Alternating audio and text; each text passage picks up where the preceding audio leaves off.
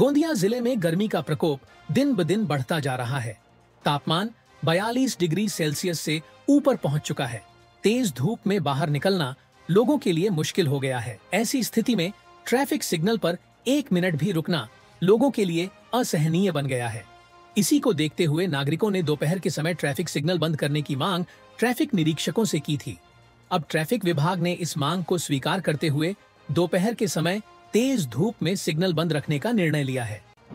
गोंदिया जिल्ह्याचे पोलीस अधीक्षक आदरणीय श्री गोरख भांबरे साहेब, त्याचप्रमाणे अपर पोलीस अधीक्षक आदरणीय श्री नित्यानंद झा साहेब यांच्या मार्गदर्शनाखाली वाहतूक शाखेचे काम चालत असतं। सध्या गोंदिया जिल्ह्यामध्ये तापमान हे खूपच वाढत असल्याने दुपारच्या वेळेस ज्यावेळेस तापमान वाढतं त्यावेळेस वाहतूक तुरळक होते। त्यावेळेस वाहतूक पोलिसांना सिग्नल बंद करून वाहतूक नियमन करण्याबाबतचे निर्देश देण्यात आले आहेत।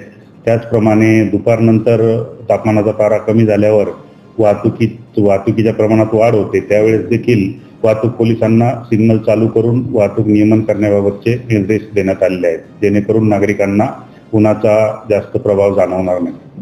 सिग्नल बंद करायची जी परिस्थिती आहे ती उन्हाचा पारा किती वाढलाय आणि वाहतूक तुरळक केव्हा होईल ते ठरवून वाहतूक पोलिसांनी सिग्नल बंद करून नियमन करण्याबाबत त्यांना निर्देश देण्यात आले आहेत। ठराविक असं स्पेसिफिक टाइम बाउंडिंग ठेवलेलं नाहीये।